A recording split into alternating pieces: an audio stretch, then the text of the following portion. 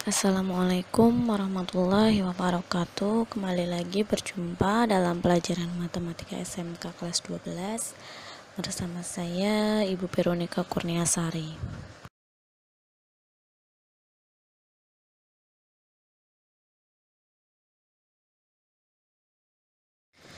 Baik, ini profil saya.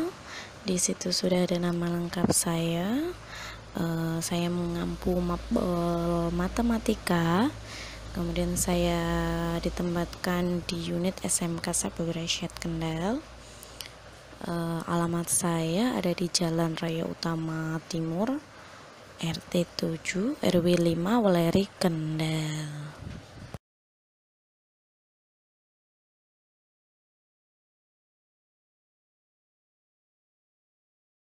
Baik, pertemuan pada hari ini kita masih akan membahas mengenai materi statistika. Namun pada pertemuan kali ini materi statistika yang akan kita bahas yaitu tentang ukuran penyebaran data. Kalau pada pertemuan sebelum-sebelumnya, statistika yang kita bahas yaitu mengenai ukuran pemusatan data, ukuran letak data. Nah, yang terakhir ini adalah ukuran penyebaran data. Oke, langsung saja kita lihat di slide selanjutnya. Ada berapa macam ukuran penyebaran data yang akan kita pelajari.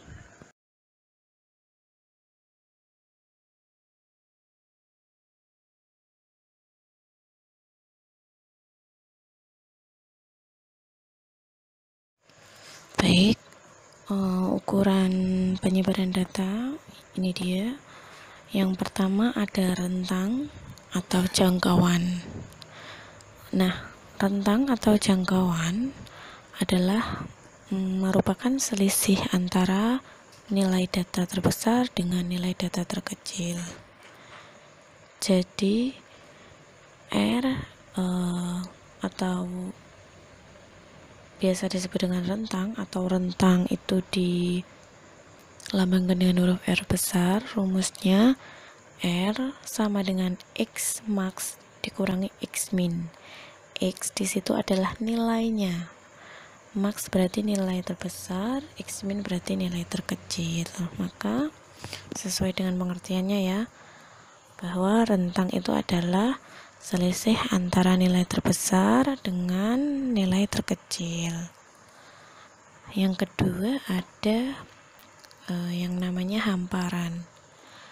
Hamparan adalah merupakan selisih antara kuartil ketiga atau biasa kita sebut dengan kuartil atas, biasa dilambangkan dengan huruf Q3, dengan kuartil pertama atau biasa disebut dengan kuartil bawah, biasa kita lambangkan dengan Q1. Hamparan sendiri di sini dilambangkan dengan huruf H besar. Maka rumusnya H sama dengan Q3 dikurangi Q1. Jadi bisa dibedakan ya antara rentang atau jangkauan dengan hamparan. Rentang itu dilambangkan dengan huruf R besar, kalau hamparan dilambangkan dengan huruf H besar. Sama-sama besar dikurangi kecil. Namun kalau jangkauan itu nilai terbesar dikurangi nilai terkecil. Kalau hamparan, kalau rentang itu nilai terbesar dikurangi nilai terkecil. Kalau hamparan itu kuartil atas dikurangi dengan kuartil bawah, seperti itu ya.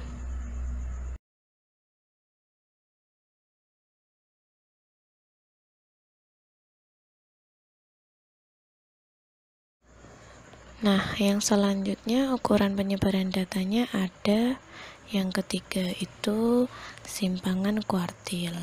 Apa itu simpangan kuartil? Simpangan kuartil adalah merupakan nilai setengahnya dari hamparan. Berarti sebelum mencari kuartil atau sebelum menentukan simpangan kuartil, berarti kita harus menentukan hamparan terlebih dahulu. Jadi kita harus mencari dari nilai hamparan terlebih dahulu. Nah, di sini simpangan kuartil sendiri itu rumusnya di sini simpangan kuartilnya pertama kita lambangkan dengan huruf QD atau simpangan kuartil. Nah, rumus dari simpangan kuartil sendiri adalah setengah H atau setengah hamparan. Bisa dijabarkan lagi, yaitu setengah dikali dalam kurung Q3 dikurangi Q1. Itu rumusnya. Kemudian ada yang keempat, yaitu adalah simpangan rata-rata. Simpangan rata-rata dilambangkan dengan huruf SR besar. Rumusnya SR sama dengan di situ ada huruf E yang kayak kotak gitu, itu disebut atau dibaca dengan jumlah nilai mutlak XI dikurangi dengan X bar atau rata-rata dibagi dengan N itu jumlah keseluruhan atau jumlah banyaknya data, seperti itu ya. Jadi ada simpangan kuartil itu dilambangkan dengan QD, kalau simpangan rata-rata dilambangkan dengan SR. Sebelum mencari simpangan kuartil harus mencari hamparan terlebih dahulu, begitu ya.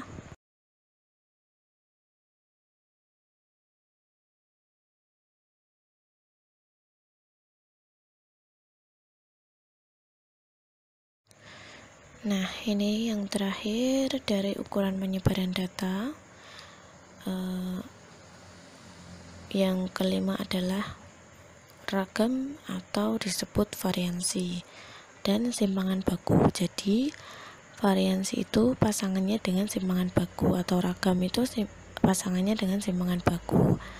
Nah, ada dua macam, yaitu untuk yang digunakan untuk menghitung data tunggal. Variansi itu kita lambangkan dengan huruf V atau S kuadrat.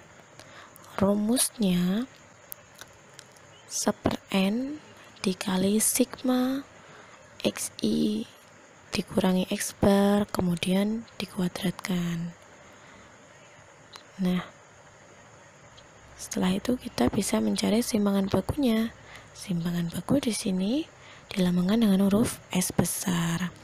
Simpangan baku sendiri yaitu rumusnya akar dari S kuadrat.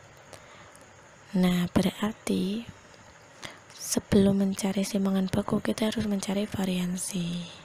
Jadi kalau ditanyakan tentang simpangan baku, otomatis kita harus mencari variansi, karena simpangan baku itu menggunakan rumus dari variansi di akar, begitu ya.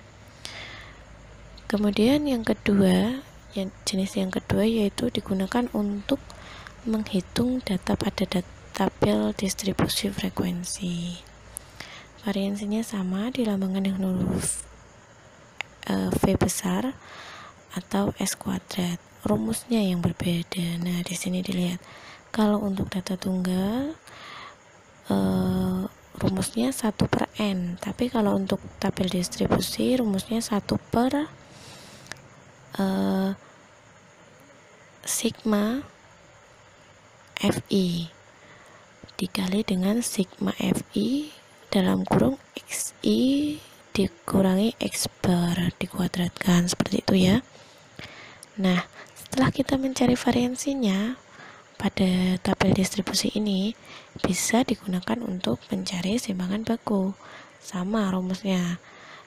Kalau ini sama. Jadi simpangan baku itu dilambangkan huruf S besar. Simpangan baku itu adalah akar dari variansi. Jadi akar dari S kuadrat, seperti itu ya. Silahkan dipahami dulu perbedaan ragam dan simpangan baku untuk data tunggal dan juga data pada tabel distribusi frekuensi.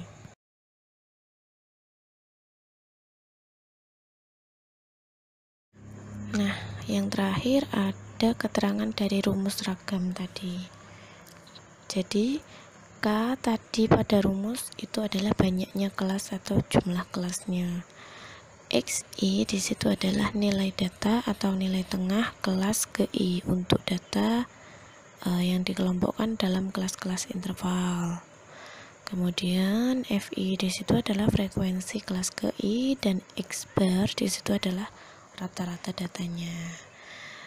Oke, selesai materi statistika yang kita pelajari dari awal sampai dengan akhir.